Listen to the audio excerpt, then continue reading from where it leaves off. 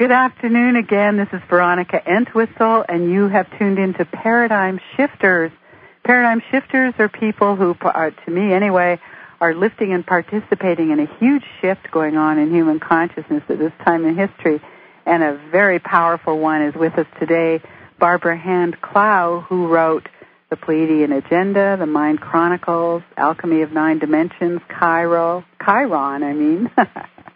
and her latest is the Mayan Code, Time Acceleration and Awakening of the World Mind. So, Barbara, welcome to the show.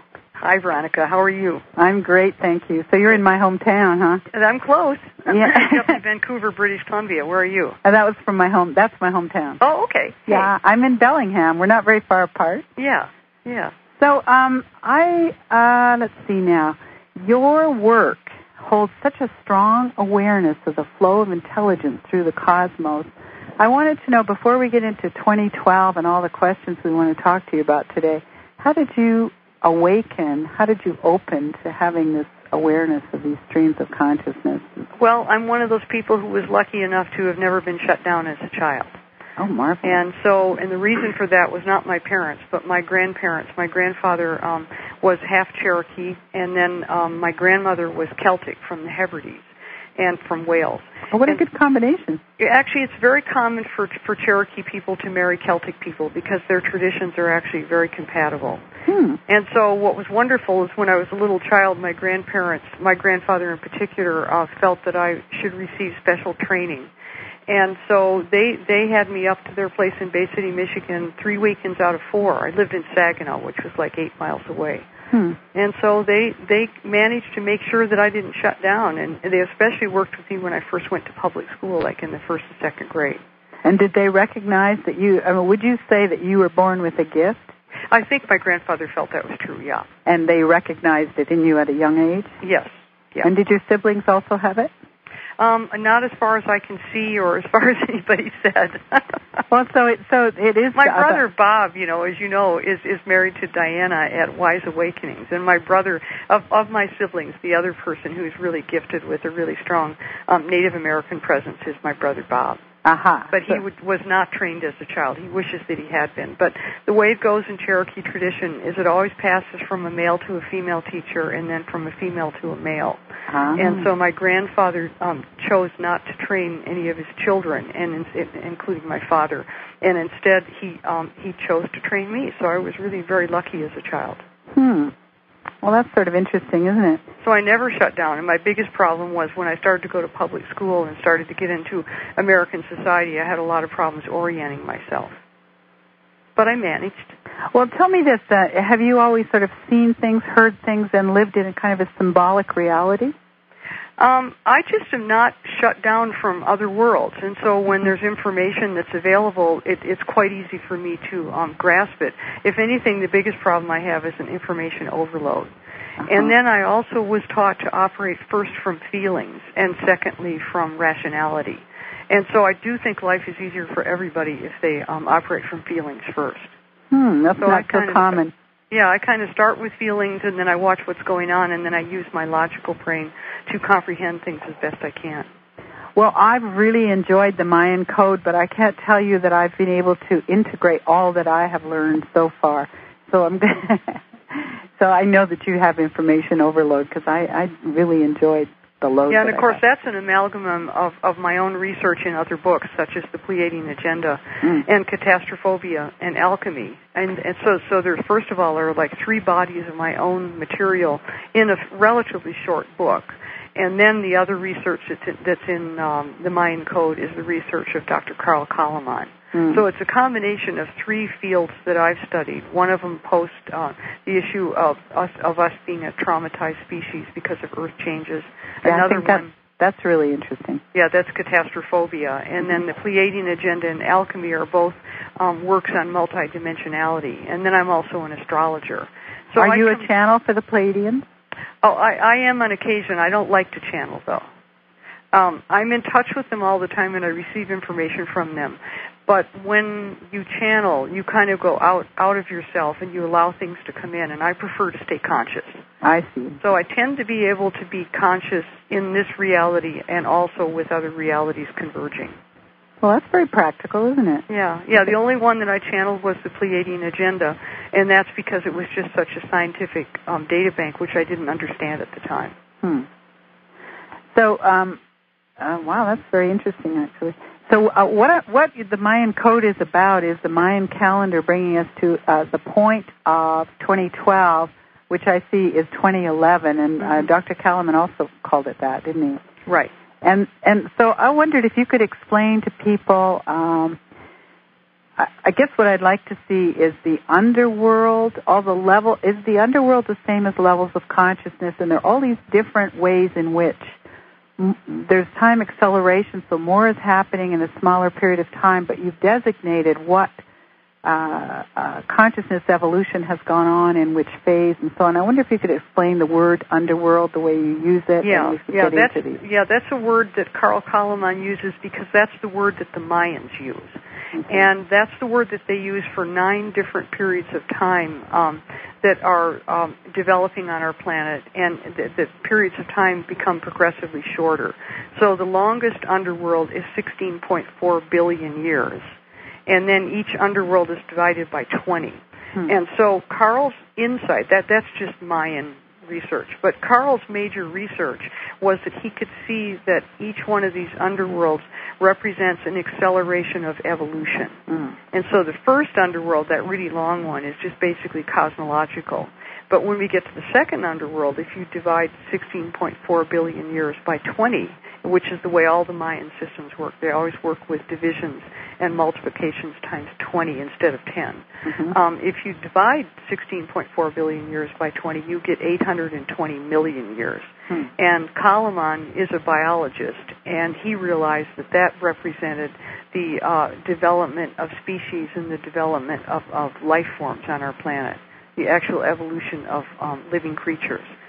When you said cosmological, I needed to have an explanation what that means. Well, 16.4 billion years is quite close to the date that science is giving to the Big Bang. They're still waffling on that. But if we look at 16.4 billion years of time since the Big Bang, then our solar system, the sun and planets, did not form until about 4.5 billion years ago.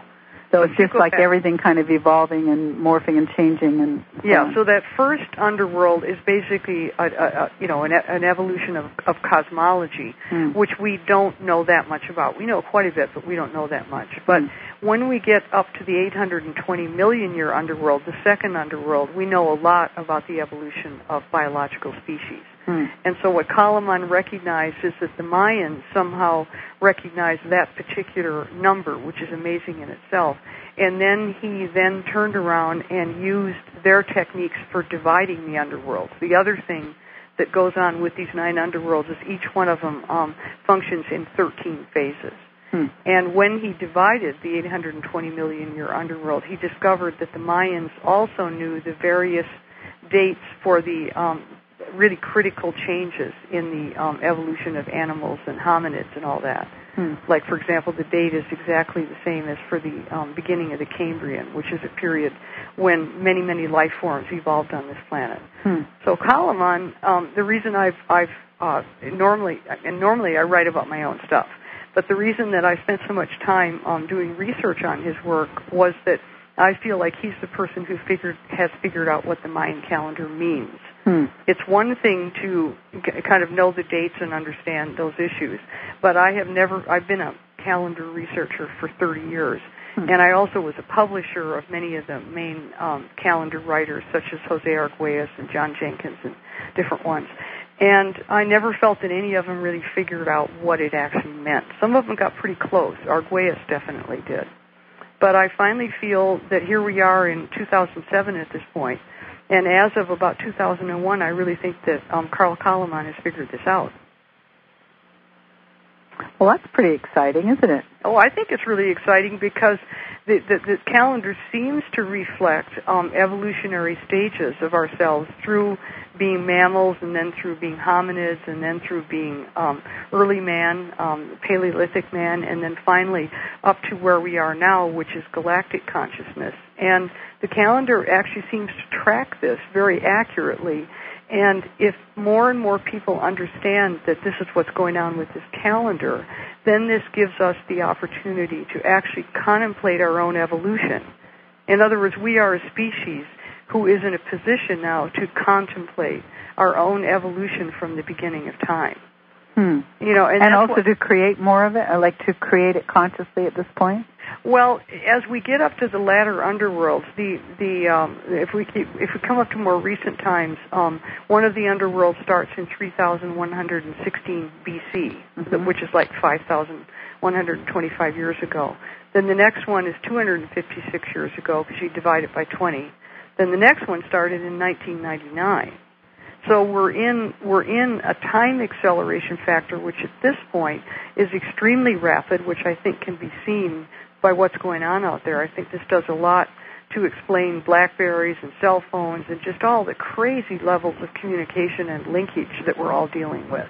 So these underworlds are actually reflective of the physical vibratory experiences that we're all having. Yeah, that's a good way to put it. Okay. And when I go out and teach this, I've obviously taught my own material for many years, and people resonate quite a bit with it. But when I've gone out and taught this particular material, people just go, yes, that's it. Once people, but the thing of it is, it's not simple. This is a complicated idea. No, we had Dr. Kellerman on not very long ago, and it is complicated. It's very complicated. I can't just rephrase what he talked about. Oh, I know, and it's very complicated. But at the same time, what's interesting is it's probably the most complicated thing that I've ever taught. And yet the ability of people to understand it is at a very, very high level if they just take some time to think about it. Because we're moving too fast not to, in a way. Well, but there must be something true about it. Because in my case, this is a very radical idea. And so when I take on an idea, then I watch to see if it's true, and I watch to see if things check out. And what I'm noticing is the way this is catching on and the way people are resonating with it, I think is part of its own verification. Yeah, that makes sense to me. I want to jump back a little bit to something that you wrote. 11,500 years ago, there was a huge cataclysm. And there's a line that you said was, what happened has been causing our consciousness to deteriorate. We have to recover the memory of what that was. Right. Can you speak about that? Yeah, that's coming from Catastrophobia, which I wrote and was published in 2001. It's called Catastrophobia, The Truth About Earth Changes. And it was really great that I had already written that book, because in order to write the Mayan Code, that piece, I needed to take that piece and turn it into 5 pages, which is 5 pages that you obviously caught on to. Because the point of Catastrophobia is that 11,500 years ago, we suffered a cataclysm in our solar system and on the Earth. And that cataclysm made us into a multi-traumatized species. And it's not just the cataclysm itself, but it's also the thousands of years of survivalism after the cataclysm. So this grubbing for our life. Yeah, and so one of the things that I believe very, very strongly, having been brought up with an indigenous point of view, is I believe that before that cataclysm, we had a very open, multidimensional consciousness. So one of the things that I'm teaching, in this case, Jerry and I teach together. My husband, Jerry, who's a polarity therapist and a cranial sacral. I've had Jerry work on me. He's a wonderful, wonderful Okay, worker. so you know about Jerry. So we work together because he's working as a body healer, and then I'm, of course, working as a person who's working with historical records. And so one of the things that I just lost my train of thought. Well, I was just going to ask you, the body work, I mean, the historical records are literally in our bodies, aren't they? Yeah, and see, the idea here would be that we all still have a memory of this period before 11,500 years ago when we weren't closed down. And so I kind of have a kind of interesting role that I'm playing here, because I never got shut down.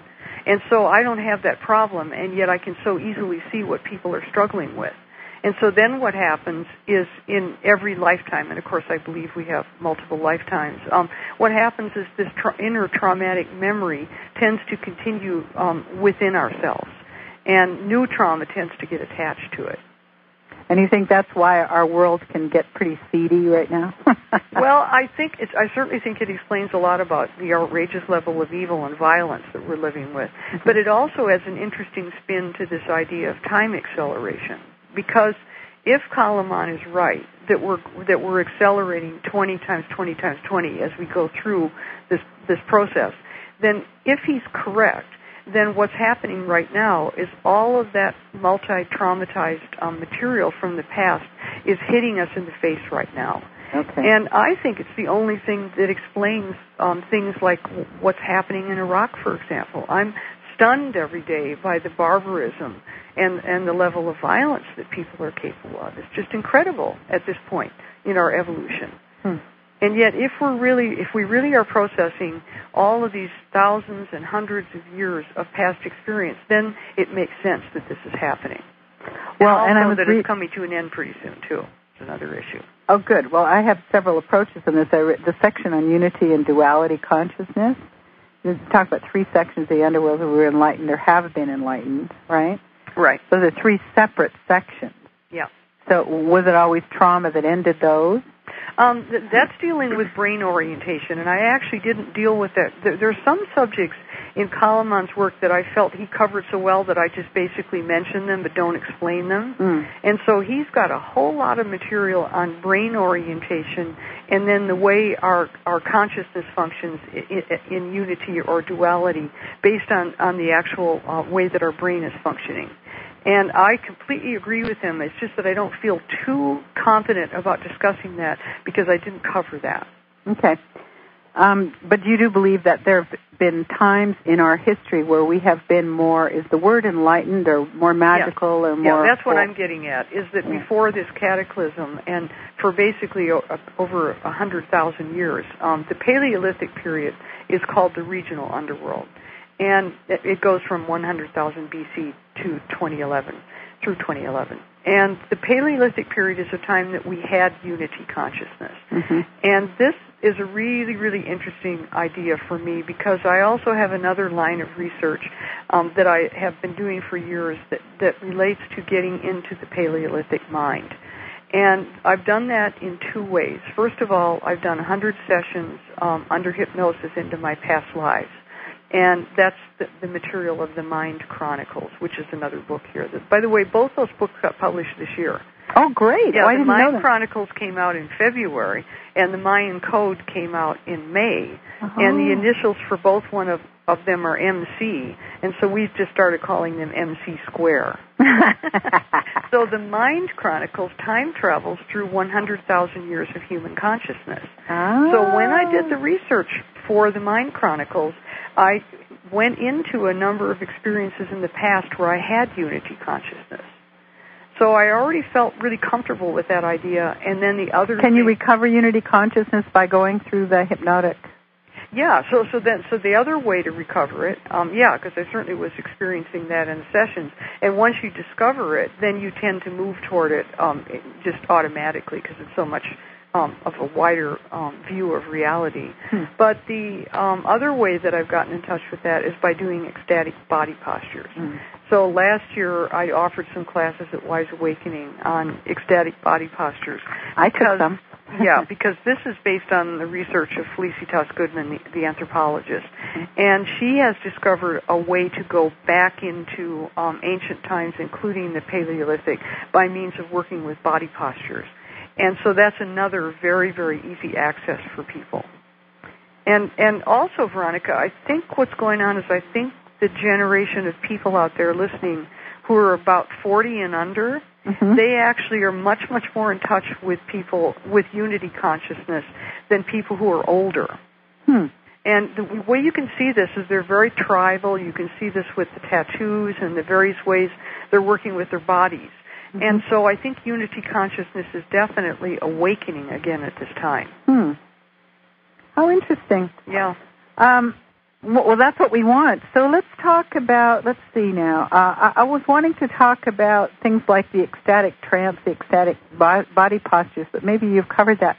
It seems to me I keep understanding like streams of consciousness coming through us all, and you're actually tapping into what they have to say and where we're headed.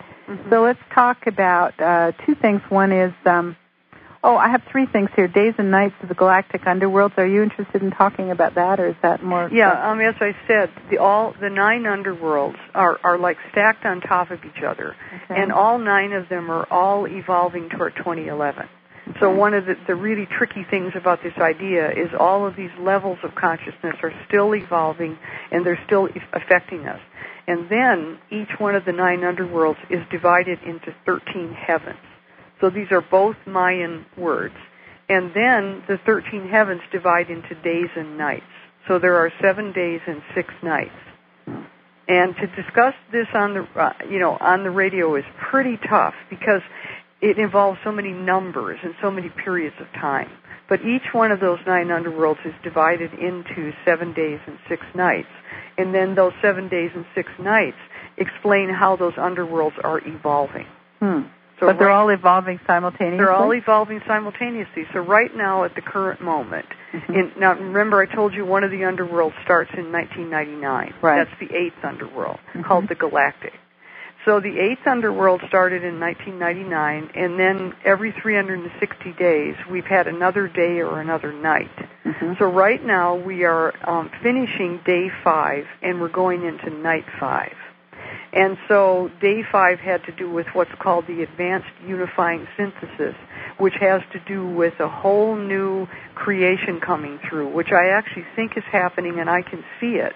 But this is going so fast and it's so complicated that people are having a great deal of difficulty understanding how this is working. It's better to understand it intuitively than logically, probably. Well, what I did in the Mayan Code is I spent most of the time in the Mayan Code on that particular issue, attempting to see how this concept is affecting us now, especially 1999 through 2011. So 2 of the chapters are devoted just to that issue alone. And so one thing that's important to understand is because each one of these underworlds is stacked on top of the previous one, then we can go back into the underworld before the galactic underworld, which started in 1755.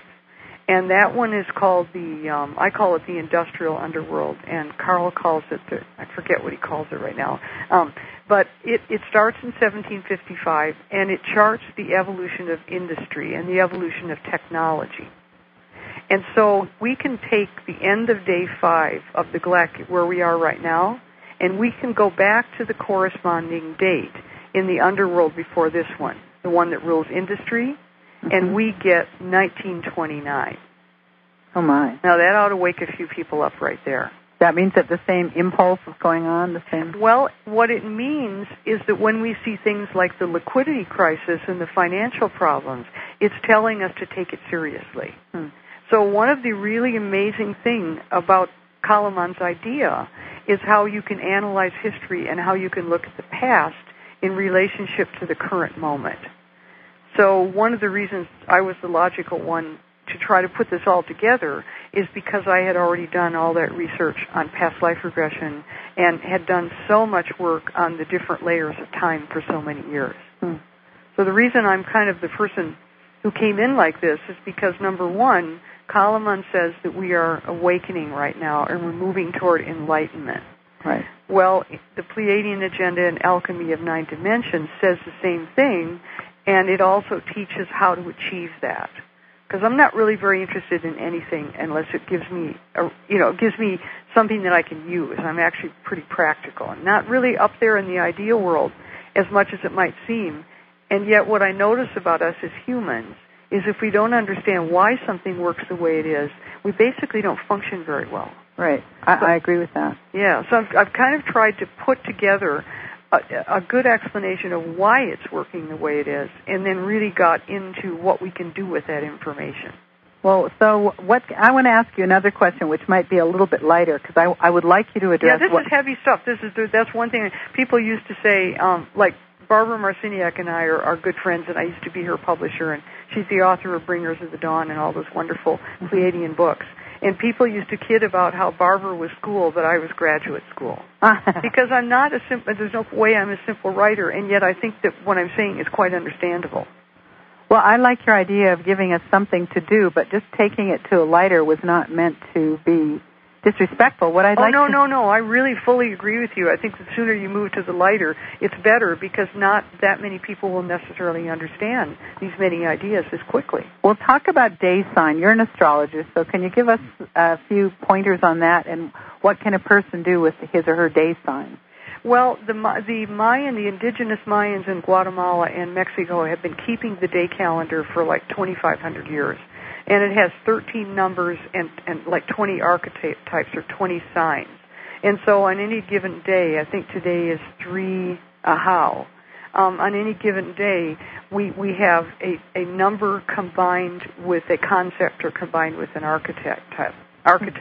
And so at the end of the Mayan Code, I gave the information on how to detect your own birth sign and how to watch the calendar day by day. Because doing that offers you information very much in the way that astrology does. It takes you to a more archetypal and symbolic level, and it just gets you out of the everyday run-of-the-mill kind of way of looking at life. It gives it a flow with some kind of... Yeah, and any divination system does that. I mean, tarot would do that, or scrying, or whatever you want to pick out. I think spending a certain amount of our time moving out of just the everyday 3D clock time is a very good thing for us. I think we get a lot of meaning out of that. Or something like medicine cards, like keeping track. When you see a squirrel or when you see a skunk, keeping track of what that means when it appears for you. Exactly. Well, I spent a few minutes just getting my own day sign. That's about as complex as I got, but I thought people might be interested in that. Did you get it? Yeah, I got serpent. Yeah, so you got it right there. You want to read that and see if your listeners think it fits you? Yeah. I don't know if they know me well enough, but yeah, it says that basically that I'm magical. Magical powers mean maybe a very spiritual sign, but with powers that easily may be abused, so I have to be careful about that. Mm-hmm. It's an intelligent Eastern sign, and I was of the East in the native divination as well, that may be electrifying with new incoming energy. Through sincere willingness to serve others, serpents may be open to expand their hearts. This sign holds authority. Serpents are flexible, even fluid, till they're caught in a corner where they may explode. Serpents with a poisonous temper may poison themselves and others by creating oppressive or even destructive attitudes. But I thought is it sort of Does just it like... fit for you? Yeah, a little bit, yeah. Quite a bit. What's interesting is sometimes when you ask somebody's partner, they can really say it fits. It's like astrology's like that, Yeah, but it's just interesting. I didn't realize that there was that, so that was just fun to mention to people, that at the back of your book is an ability to... Yeah, what I did is I put... the book has 4 appendices, and one of them is working with your day sign. Another one is all the astrological transits at the end of the calendar. Yeah, I didn't get time to read that, but I will. Yeah, the reason I did that is, of course, in the long run, the thing that I've done the most consistently my whole life is astrology, and I'm not reading people's charts right now because I'm doing macro astrology on my website, Hand Clow 2012. Oh, great. Yeah, and so if people go to handclow2012.com, there's a free new moon analysis, like the new moon's tomorrow. And there's a free reading for the equinoxes and solstices, and it's really kind of cool stuff. So I've done astrology for years. It's just that I'm not reading natal charts at this time, Okay, so could they get their day sign, the Mayan day sign, on your chart? It's not on my website. I'm only doing astrology on my website. But and your website again is Handclow? Handclow2012.com. Handclow, CLOW 2012.com. Yeah, so the Mayan day signs are at the end of the book, and the astrological analysis is at the end of the book. And the reason that I did the astrology was I decided that when I was doing the book, I decided if Kalaman is right about this idea, then the astrology ought to show it. Because after all, for 40 years of my life, when I analyze things astrologically, it definitely shows a lot about what's going on. So I operated with the premise that if he was right, the astrology should show it, and it's awesome. Is it? Once I saw what was going on, what I did was I did 1999 through 2011 with some preliminary stuff before that. There were a few transits before that kind of kicked into it, so I covered them. And it's like this amazing drama is going on in the sky. It's just incredible. Really? Information. So that's in there too. And another thing that's in the appendices is a technique for helping you handle the galactic underworld. which is 1999 through 2011, because most people are having a really, really hard time with how fast things are going. That's really fast. Yeah, and then according to Kalaman, in February 2011, things are going to go 20 times faster than they have been since 1999. So we just have to get roller skates, eh? Well, that's why I think people need this information, because a lot of people that we've been working with are doing better with the time acceleration now that they understand what's going on. People have just felt like they were completely crazy. Exactly. I agree with that. Many people are like that. But also you talk about the ending of the Earth's quarantine in the universe. Mm-hmm. And this is part of this time as well, isn't it? So that's a bigger picture. Yeah. What happens this is from my own analysis of the calendar.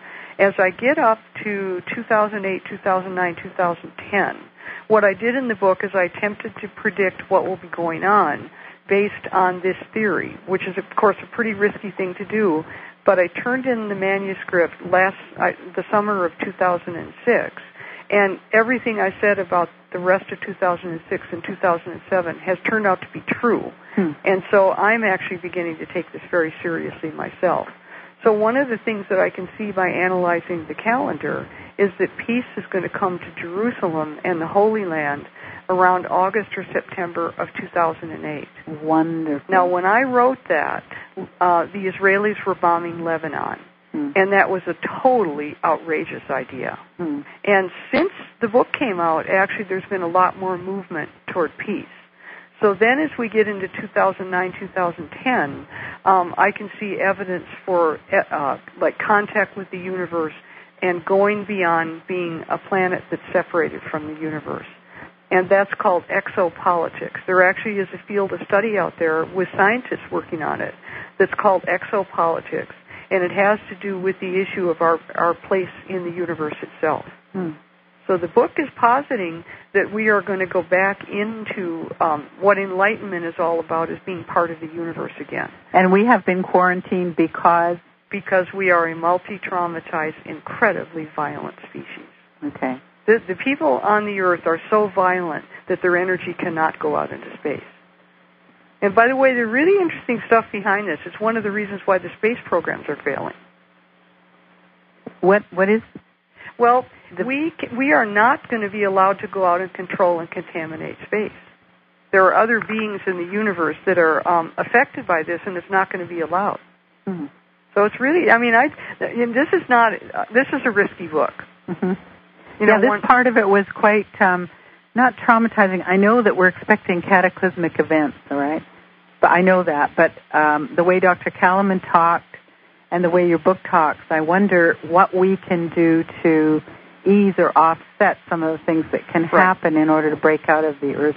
Well, first of all, I want to separate myself out a little bit from a lot of people who are talking about cataclysms, because I have not done that, and I'm still not doing that. And what I'm talking about is emotional cataclysms. In other words, there's a lot of people out there predicting the end of the world and earth changes and all that. Right. And that's really not what I'm saying. What I'm looking at is mostly the emotional consequences of moving back to enlightenment and moving back beyond being a traumatized species. So I just want to clarify that, because I don't see, a lot of the earth changes that are going on right now, such as weather changes, are actually man-caused. Some of it is, at least. Right. And so there's that issue of, okay, well, you're causing it, then why do you think it's happening to you? You might look at for example, the largest polluter on the planet, the largest destroyer of human resources and creator of pollution is the United States military. When you look at the damage being caused by the manufacturing and transport of weapons and people all over the world, it's incredibly destructive. So it's like it's kind of time to forget about earth changes and look at who's the real destroyer, But the thing that concerns a lot of us is that if we know that, and if we know that things are being squeezed right now, everything's going faster and people have like hotter emotional buttons and so on. Yeah. How do we then take action? Is it simply going back in and centering ourselves and evolving and breathing and No, it's much more practical than that. Good. First of all, if you were a stock trader or a person who was having a problem holding onto your house right now, what does it tell you when the corresponding date in the previous underworld is 1929? So one of the things that this material gets into, there's a deep analysis in Kalaman and Clow regarding war, regarding movements of people, regarding resources and ecology and everything like that, because we have got to wake up. We cannot go on the way we've been going on this planet. And the biggest destroyer of energy and resources, and after all, what about all of the people who are coming back without arms and legs from Iraq? Who's going to take care of them, you know? So the book, this is a really practical. We have to, for example, be much more careful about spending. We've got to be much more careful about being in debt. We've got to be prepared to pull together more strongly in our own families. It's time to stop all of the separation and divorce and wreckage in families, you know. And if people start to realize how serious this situation is, I actually think a lot of people will change, and I actually think a lot of people are changing. I think people are being impulsed to change, are they not? I don't think they have any choice. And Jerry and I went out and started lecturing and teaching this material a couple of years ago. We warned people in Bellingham over and over and over again, and everywhere else, about getting out of debt and stopping spending money and simplifying. And for those people who didn't listen, well, the problems are it's going to come home to roost, you know. But I still think having that information now is better than not knowing anything at all. Well, let's go back to, I appreciate that, actually. Let's go back into, say, the military causing the huge, or being the greatest polluter. What do we do about that? Is it about the election of 2008, or how do we do the groundswell? This is a really tough one, Veronica, because what happened to the United States is time stopped September 11, 2001. And I don't mind saying on the radio or anywhere else that our government either caused 2001 or they actually did it themselves, connected probably with a couple of other agencies on the planet. And so according to polls that I read 6 months ago, 65% of the American public know that the government either did it or was involved in it. And then that's just, I think I got that out of USA Today. So we're in the middle of a massive waking up right now and getting real. It's a revolution in consciousness. We've got to see, you know, America is over in Iraq fighting for democracy when there's no democracy at home, if you know what I mean. Right. And so it's about reading and studying and being informed, and people just have to wake up now. Isn't consciousness like moving through us? I remember being taught like 30-odd years ago that consciousness is rising in humanity at such a rate, and it is going to rise in people in the military as well as anywhere else. And it is, by the way. There's a big movement in the military against what's going on. Great. Having their own children and themselves being just used as fodder, basically. You know, there's a lot going on. It's just that there's a big cover-up over the top of the whole thing. Not even supported when they get home. Yeah. And then where my own work comes in, let's get into the Pleiadian agenda and alchemy a little bit, because that's a major part of this. What Jerry and I are teaching when we teach workshops is how to use our minds and how to use consciousness to change our personal lives and change reality. Excellent. And so as we become more multidimensional, which is just something that's happening to, it's an interesting thing because it's happening to people whether they know it or not. It's just that it's a lot easier if you understand what's going on. And so when you start working in a multidimensional way, what happens is you start to understand that everything that you think about is actually creating reality and actually affecting things. And that, of course, goes to things in a simpler level, to things like The Secret. But when you really fully understand that what's in your mind is creating what's out there, you start to watch out for what's in your head. And so I think a lot of people are starting to seriously consider buying into all of these lies and buying into all this mind control information, because the reality outside of ourselves is exploding because people have not taken responsibility for their own thoughts and minds. So that's why we have to monitor our feelings and what's in our minds. And there's going to be a critical leap here where enough people are thinking clearly about what's going on, and it just won't be possible for them the global elite to continue to get away with this. So it's just having huge numbers of people is going to make the difference. Yeah, and also it's a practice every day. Like when I see George Bush on television saying, "We do not torture," with a look on his face that looks like he just wet his pants, excuse me, if you know what I mean, a silly grin. What I do is I slow down and I just say to myself on all levels of my consciousness, you are a liar and we don't agree with you and you are going to have to stop it. And I spend a lot of my time doing that. I don't accept that. I don't accept people like Cheney having any power over me or anybody else, What do you think about not watching TV? Do you think people should pay attention or not? I think you have to deal with TV on a highly conscious level. And I only allow myself to watch TV for 1/2 an hour a day, which is one American news program, because I have to keep track of what's going on. And when I watch it, I observe all of my thoughts and I analyze everything they say on TV and decide when I take it in, whether it's true or not. Because there is some information on TV that's true, but a huge amount of it is manipulation. How do we teach people that intuitively? People are going to have to study and wake up. I mean, like, for example... But you can't just study with your intellect. You have to have a sense, a resonance. Well, you have to feel, too. Like, for example, the most important thing that's going on in the world right now has to do with how much torture and suffering there is for the Iraqi people. And that's what should be on TV. And finally, last night, by the way, on the evening news, I actually saw a show about how much the Iraqi people are suffering. It's the really? First one. Who did the show? Yeah, it's the first one I've seen. And who did it? Who's It was on ABC. I usually watch ABC because they're the least offensive one. Sometimes NBC. It could have been NBC last night. But what I'm getting at is if I am going to watch a news program, I have it in my mind what is really important that day.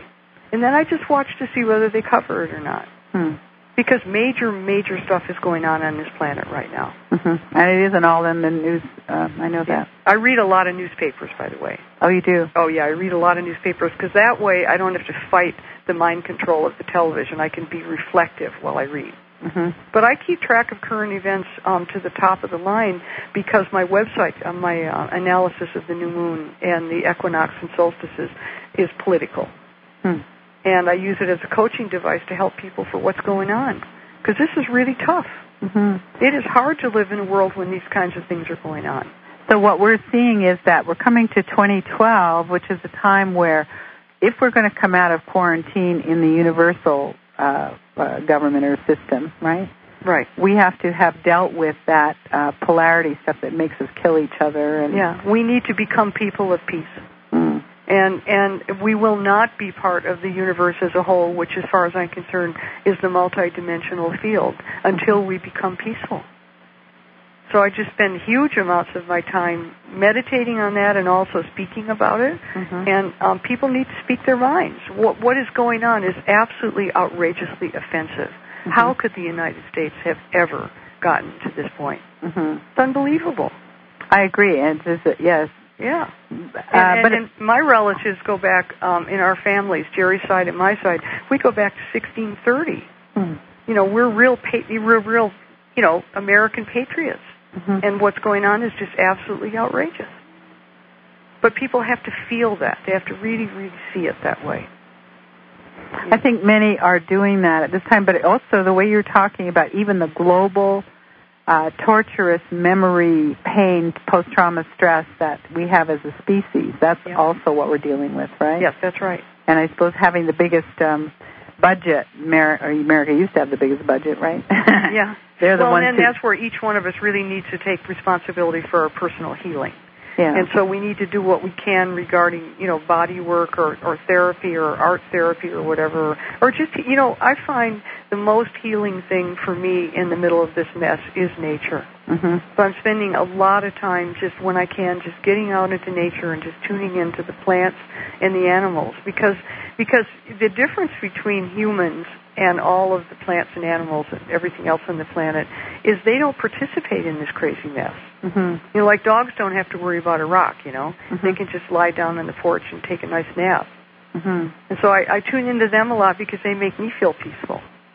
And have you ever had an animal look at you and you can almost tell that the animal is wondering what's wrong with you? Well, because they can see that field of confusion and consciousness around you, you know? Right, and they're so incredibly loving. Yeah. So actually the game is for 2012. The game is to get healed enough that we can release the post-trauma stress from 150,000 or 2 million years. Well, it's not in 2012. That's what we're doing right now, and that's what we've been doing heavily, really, for about the last 50 years. So one of the big differences between Kalaman's theory and my adaptation of it, and some of the other calendar researchers, is notice that difference between 2011 and 2012. Okay. So first of all, what happens with this is time acceleration completes itself in 2011, excuse me. But then during 2012, there are all these amazing astrological configurations that show us being in a very, very high state of consciousness. And so the way I look at it is we can't experience 2012 in the way we need to without the time acceleration completing during 2011. Okay. So that may straighten out that differential there, because it isn't about the calendars ending on different dates, really. Although Kalaman has found some evidence that the Mayans actually end that phase of the calendar in 2011. That stuff is really just kind of detailed stuff. But the reason I like Kalaman's research so much is that he is really good at showing how we've been doing it, we're doing it right now, and we've got to do it. And when I mean do it is heal. We've got to work on the healing and work on the emotional issues, every day of the week, all the way up through 2011. Well, Barbara, is it not getting faster? Is it not getting more rapid as more people do, and then we resonate one with the other with an expanding? Yeah, that's a really good point, because in my analysis of the new moon last month, the Virgo new moon, I could see a lot of evidence for multidimensional portals really opening up and really starting to affect us a lot. That's good. So we, fortunately for the good, right? Well, we were out on the road in California, and we saw a lot of people because we were out teaching. And what I noticed with a lot of people is people just seem to have so much going on in their lives, like different changes, real estate transactions, or relationships, or whatever it is. And I started to realize, hey, the reason why things are so complicated for us right now is because all of these multidimensional levels are coming to us through all of these processes that we're in the middle of. You sort of following me? Yes, I sure am. And so our oneness, in other words, oneness is about being connected to everything. Right. But in the short run, as all of that everything stuff comes into our lives, we're just like, whoa, I know, and the Internet, I think, has been a great metaphor, or actually a vibrational,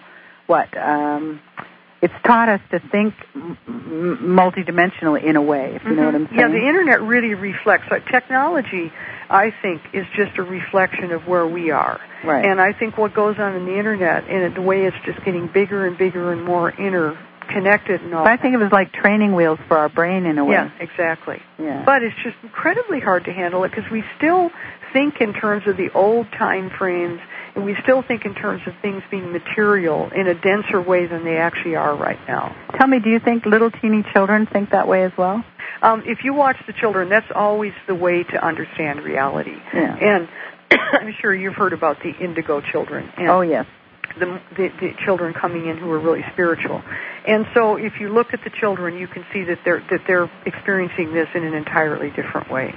For the children now, the children under 20 or whatever, under 15, the Iraq War and things like that, the old military thing, is going to be kind of an old relic to them, kind of the way 19th century, I don't know, I can't come up with a good example, but it's going to be the past for them. For us, it's a painful current reality, but it's going to be the past. And it actually is going to go away. But they're ready. These children are ready to be, I want that to go away, thank you.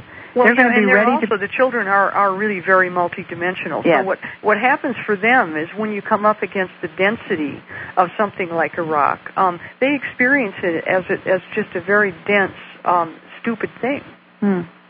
Are they going to be less violent and less, is it possible that they could come in with less violence, less trauma, less vehement angst than what we all had? Or they have. If you observe them, they have. And it's really, I get the greatest reports going on people who are in schools, because educators just don't know what to do with them. They will not tolerate the kind of control and violence projected on them that we had to take as children. They just won't take it.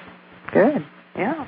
So the evolution is very obvious, right? Yeah, I think it is. And I had the Mayan Code, Chapter 8 is called Christ in the Cosmos. Yes, and it deals with the issue of soul involution, which is actually a theory by another writer, Ian Lawton of England.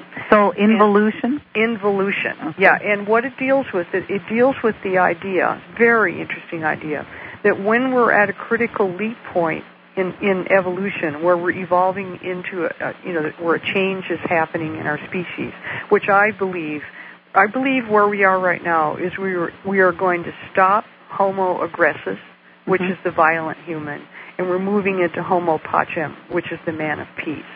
And so the idea in Chapter 8 is that beings of very, very high consciousness actually incarnate in us so that we can shift. And the idea would be that lots of angels have incarnated into these children.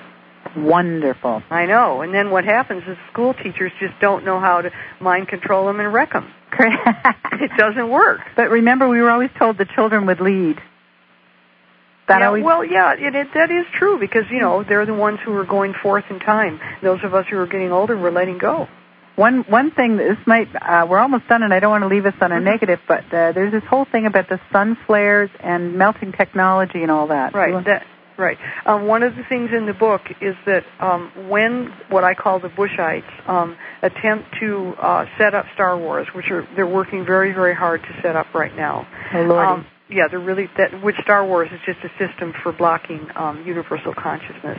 And in the book, I'm just saying point blank that there's going to be a point where the solar flares are going to be very active, and they're going to blow the whole technology.